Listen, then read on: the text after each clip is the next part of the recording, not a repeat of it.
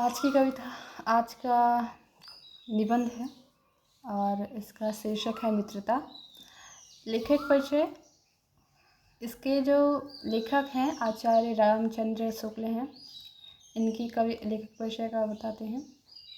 हिंदी आलोचना के शिखर पुरुष आचार्य रामचंद्र शुक्ल निबंधकार, श्रेष्ठ समालोचक, इतिहासकार और अनुवादक के रूप में स्थापित हैं। शुक्ल जी का जन्म उत्तर प्रदेश के बस्ती जिले के अगौना नामक ग्राम में हुआ था। नगरी प्रचारिणी पत्रिका के संपादन के साथ साथ अपने अनेक ग्रंथों का भी संपादन किया।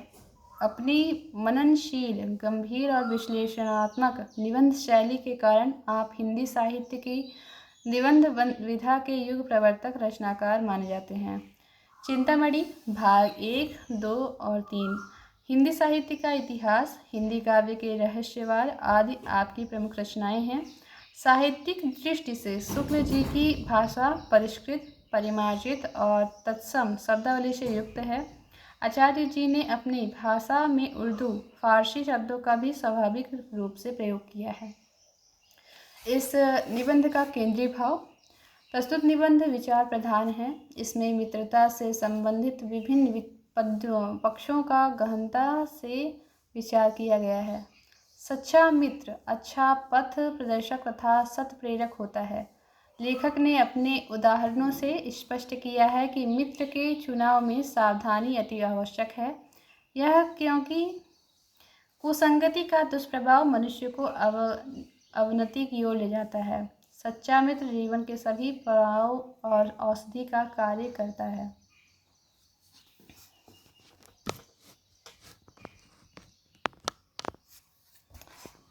अब यह निबंध का प्रारंभ है। जब कोई युवा पुरुष अपने घर से बाहर निकलकर बाहरी संसार में अपनी स्थिति जमाता है, तब पहली कठिनता उसे मित्र चुनने में पड़ती है।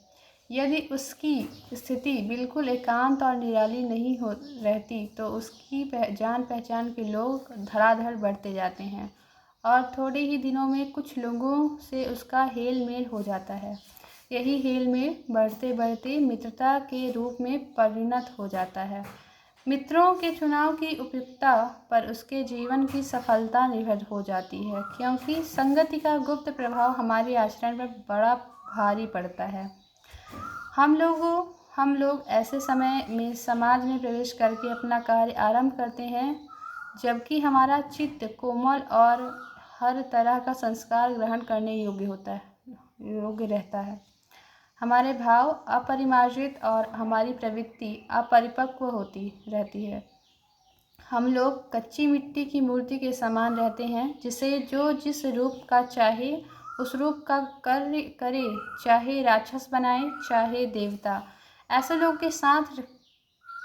का साथ करना हमारे लिए बुरा है जो हमसे अधिक दृढ़ संकल्प के हैं, क्योंकि हमें उनकी हर एक बात बिना विरोध के मान लेनी पड़ती है। पर ऐसे लोगों का साथ करना और भी बुरा है जो हमारी ही बात को ऊपर रखते हैं, क्योंकि ऐसी दशा में ना तो हमारे ऊपर कोई दबाव रहता है और ना ही हमारे लिए कोई सहारा रहता है। दोनों अवस्थाओं में जिस बात का भय रहता है उसका पता युवा पुरुषों को प्रायः बहुत कम रहता है। यदि विवेक से कम काम लिया जाए तो यह भय नहीं रहता, पर युवा पुरुष प्रायः विवेक से काम लेते हैं। कैसे आश्चर्य की बात है कि लोग एक घोड़ा लेते हैं तो उसके गुण दोष को कितना परख कर लेते हैं, पर किसी को मित्र बनाने में उसके पूर्व आचरण और स्वभाव आदि का कुछ भी विचार और अनुसंधान नहीं करते। वे उसमें सब बातें अच्छी ही अच्छी मानकर अपना पूरा विश्वास जमा देते हैं। हंसमुख चेहरा, बातचीत का ढंग, थोड़ी चतुराई या साहस, ये ही 2-4 बातें किसी में देखकर लोग चटपट उसे अपना बना लेते हैं। हम लोग यह नहीं सोचते कि मैत्री का उद्देश्य क्या है, क्या जीवन के व्यवहार में उसका कुछ मूल्य भी है। यह बात हमें नहीं सूझती कि यह ऐसा साधन है जिसमें आत्म शिक्षा का कार्य बहुत सुगम हो जाता है। एक प्राचीन विद्वान का वचन है, विश्वास पात्र मित्र से बड़ी भारी रक्षा रहती है। जिसको ऐसा मित्र मिल जाए उसे समझना चाहिए कि खजाना मिल गया। विश्वास पात्र मित्र जीवन की एक औषधि है। हमें अपने मित्रों से यह आशा रखनी चाहिए कि वे उत्तम संकल्पों से हमें दृढ़ करेंगे और दोषों और त्रुटियों से हमें बचाएंगे। हमारे सत्य, पवित्रता और मर्यादा के प्रेम को पुष्ट करेंगे। जब हम कुमार्ग पर पैर रखेंगे तब वे हमें सचेत करेंगे। जब हम हतोत्साहित होंगे तब हमें उत्साहित करेंगे। सारांश यह है कि हमें उत्तमापूर्वक जीवन निर्वाह करने में हर तरह से सहायता देंगे। सच्ची मित्रता में उत्तम से उत्तम वैद्य की सी निपुणता और परख होती है। अच्छी से अच्छी माता का साधैर्य और कोमलता होती है। ऐसी ही मित्रता करने का प्रयत्न प्रत्येक पुरुष को करना चाहिए। छात्रावास में तो मित्रता की धुन सवार होती है। मित्रता हृदय से उमड़ी पड़ती है। पीछे के जो स्नेह बंधन होते हैं उसमें ना तो उतनी उमंग रहती है ना उतनी खिन्नता। बाल मैत्री में जो मग्न करने वाला आनंद होता है, जो हृदय को भेदने वाली ईर्ष्या और खिन्नता होती है, वह और कहाँ। कैसी मधुरता और कैसी अनुरक्ति रहती होती है, कैसा अपार विश्वास होता है। हृदय के कैसे कैसे उद्गार निकलते हैं। वर्तमान कैसा आनंदमय दिखाई पड़ता है और भविष्य के संबंध में कैसी लुभाने वाली कल्पनाएं मन में रहती हैं। कितनी जल्दी बातें लगती हैं और कितनी जल्दी मानना होता है। सहपाठी की मित्रता, इस उक्ति में हृदय के कितने भारी उथल पुथल का भाव भरा हुआ है। किंतु जिस प्रकार युवा पुरुष की मित्रता स्कूल के बालक की मित्रता से दृढ़, शांत और गंभीर होती है, उसी प्रकार हमारी युवावस्था के मित्र बाल्यावस्था के मित्रों से कई बातों में भिन्न होते हैं। मैं समझता हूँ कि मित्र चाहते हुए बहुत से लोग मित्र के आदर्श की कल्पना मन में करते होंगे, पर इस कल्पित आदर्श से तो हमारा काम जीवन के झंझटों में चलता नहीं। सुंदर प्रतिमा, मनभावी चाल और स्वच्छंद प्रकृति, ये ही दो चार बातें देखकर मित्रता की जाती है। पर जीवन संग्राम में साथ देने वाले मित्रों में इनमें कुछ अधिक बातें चाहिए। मित्र केवल उसे नहीं कहते जिसके गुणों की तो हम प्रशंसा करें पर जिससे हम स्नेह न कर सकें, जिससे अपने छोटे मोटे काम तो हम निकालते जाएं पर भीतर ही भीतर घृणा करते रहें। मित्र सच्चे पथ प्रदर्शक के समान चाहिए, जिस पर हम पूरा विश्वास कर सकें। भाई के समान होना चाहिए जिसे हम अपना प्रीति पात्र बना सकें। हमारे और हमारे मित्र के बीच सच्ची सहानुभूति होनी चाहिए, ऐसी सहानुभूति जिससे एक के हानि लाभ को दूसरा अपना हानि लाभ समझे। मित्रता के लिए यह आवश्यक नहीं है कि दो मित्र एक ही प्रकार के कार्य करते हों या एक ही रुचि के हों।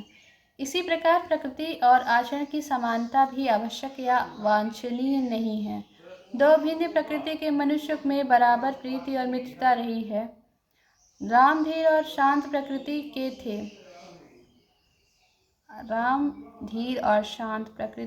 के थे। लक्ष्मण उग्र और उद्धत स्वभाव के थे, पर दोनों भाइयों में अत्यंत प्रगाढ़ स्नेह था।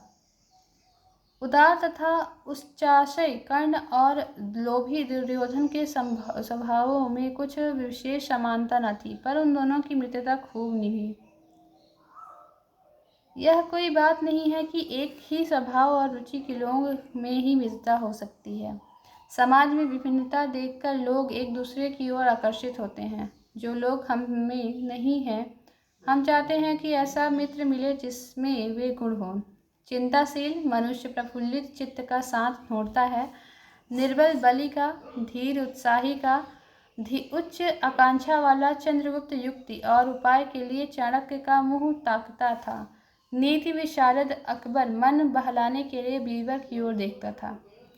मित्र का कर्तव्य इस प्रकार बताया गया है। उच्च और महान कार्यों में इस प्रकार सहायता देना मन बढ़ाना और साहस दिलाना कि तुम अपनी निज की सामर्थ्य से बाहर काम कर जाओ। यह कर्तव्य उसी से पूरा होगा जो दृढ़ चित्त और सत्य संकल्प का हो। इससे हमें ऐसे मित्रों की खोज में रहना चाहिए जिनमें हमसे अधिक आत्मबल हो। हमें अपना पल्ला उसी तरह पकड़ना चाहिए जिस तरह सुग्रीव ने राम का पल्ला पकड़ा था। मित्र हो या प्रतिष्ठित और शुद्ध हृदय के हों, मृदुल और पुरुषार्थी हों, शिष्ट और सत्यनिष्ठ हों, जिससे हम अपने को उनके भरोसे पर छोड़ सके, यह विश्वास कर सके कि उनसे किसी प्रकार का धोखा न होगा। जो बात ऊपर मित्रों के संबंध में कही गई वही जान पहचान वालों के संबंध में भी ठीक है। जान पहचान के लोग ऐसे हो जिनसे हम कुछ लाभ उठा सकें, जो हमारे जीवन को उत्तम और आनंदमय करने में कुछ सहायता दे सकते हों, यद्यपि उतनी ही नहीं जितनी गहरे मित्र दे सकते हैं। मनुष्य का जीवन थोड़ा है, उसमें खोने के लिए समय नहीं। यदि क और ख हमारे लिए कुछ नहीं कर सकते हैं, न कोई बुद्धिमानी न विनोद की बातचीत कर सकते हैं, न कोई अच्छी बात बतला सकते हैं, न सहानुभूति द्वारा हमें ढाढ़स बंधा सकते हैं, न हमारे आनंद में सम्मिलित हो सकते हैं, न हमें कर्तव्य का ध्यान दिला सकते हैं, तो ईश्वर हमें उनसे दूर ही रखे। हमें अपने चारों ओर जड़ मूर्तियाँ सजाना नहीं है। आजकल जान पहचान बढ़ाना कोई बड़ी बात नहीं है। कोई भी युवा पुरुष ऐसे अनेक युवा पुरुषों को पा सकता है जो उसके साथ थिएटर देखने जाएंगे, नाच रंग में जाएंगे, सैर सपाटे में जाएंगे, भोजन का निमंत्रण स्वीकार करेंगे। यदि ऐसे जान पहचान के लोगों से कुछ हानि न होगी तो लाभ भी होगा, पर यदि हानि होगी तो बड़ी भारी होगी। सोचो तो तुम्हारा जीवन कितना नष्ट होगा। यदि यह जान पहचान के लोग उन मन चले युवकों से निकले जिनकी संख्या दुर्भाग्यवश आजकल बहुत बढ़ रही है, यदि उन शोहदों में से निकले जो अमीरों की बुराइयों और मूर्खताओं की नकल किया करते हैं, दिन रात बनाव सिंगार में रहा करते हैं, महफिलों में ओहो ओहो वाह वाह किया करते हैं, गलियों में ठट्ठा मारते हैं और सिगरेट का धुआं उड़ाते चलते हैं, ऐसे नवयुवकों से बढ़कर शून्य, निहिसार और शोचनीय जीवन और किसका है। वे अच्छी बातों के सच्चे आनंद से कोसों दूर हैं। उनके लिए ना तो संसार में सुंदर और मनोहर व्यक्ति वाले कवि हैं और न संसार में सुंदर आचरण वाले महात्मा हुए हैं। उनके लिए तो ना तो बड़े बड़े और अद्भुत कर्म कर गए हैं और ना बड़े बड़े ग्रंथकार ऐसे विचार छोड़ गए हैं जिनसे मनुष्य जाति के हृदय में सात्विकता की उमंगें उठती हैं। उनके लिए फूल पत्तियों में सौंदर्य नहीं, झरनों के कलकल में मधुर संगीत नहीं, अनंत सागर तरंगों में गंभीर रहस्यों का आभास नहीं, उनके भाग्य में सच्चे प्रयत्न और पुरुषार्थ का आनंद नहीं, उनके भाग्य में सच्ची प्रीति का सुख और कोमल हृदय की शांति नहीं। जिनकी आत्मा अपने इंद्रिय विषयों में ही लिप्त है, जिनका हृदय निराशयों और कुत्सित विचारों से कलुषित है, ऐसे नशोन्मुख प्राणियों को दिन दिन अंधकार में पतित होते देख कौन ऐसा होगा जो न तरस न जाए। उसे ऐसे प्राणियों का साथ न करना चाहिए। कुसंग का ज्वर सबसे भयानक होता है। यह केवल नीति और सद्वृत्ति का ही नाश नहीं करता, बल्कि बुद्धि का भी क्षय करता है। किसी युवा पुरुष की संगति यदि बुरी होगी तो वह उसके पैरों से बंधी चक्की के समान होगी, जो उसे दिन दिन अवनति के गड्ढे में गिराती जाएगी, और यदि अच्छी होगी तो सहारा देने वाली बाहु के समान होगी, जो उसे निरंतर उन्नति की ओर उठाती जाएगी। इंग्लैंड के एक विद्वान की युवावस्था में आज में राज दरबारियों में जगह नहीं मिली। इस पर जिंदगी भर वह अपने भाग्य को सराहता रहा। बहुत से लोग इसे अपना बड़ा भारी दुर्भाग्य समझते हैं, पर वह अच्छी तरह जानता था कि वह बुरे लोगों की संगत में पड़ता जो उसकी आध्यात्मिक उन्नति में बाधक होते। बहुत से लोग ऐसे होते हैं जिनके घड़ी भर के साथ से ही बुद्धि भ्रष्ट हो जाती है, क्योंकि उतने ही बीच में ऐसी ऐसी बातें कही जाती हैं जो कानों में ना पड़नी चाहिए। चित्त पर ऐसा प्रभाव पड़ता है जिनसे उसकी पवित्रता का नाश हो जाता है। बुराई अटल भाव धारण करके बैठती है। बुरी आदतें हमारी धारणा में बहुत दिनों तक टिकती हैं। इस बात को प्रायः सभी लोग जानते हैं कि भद्दे व फूहड़ गीत जितनी जल्दी ध्यान पर चढ़ते हैं उतनी जल्दी कोई गंभीर या अच्छी बात नहीं। एक बार एक मित्र ने मुझसे कहा कि उसने लड़कपन में कहीं से एक बुरी कहावत सुन ली थी, जिसका ध्यान वह लाख चेष्टा करता कि न आए पर बार बार आता। जिन भावनाओं को हम दूर रखना चाहते हैं, जिन बातों को हम याद करना नहीं चाहते, वे बार बार हृदय में उठती हैं और भेदती हैं।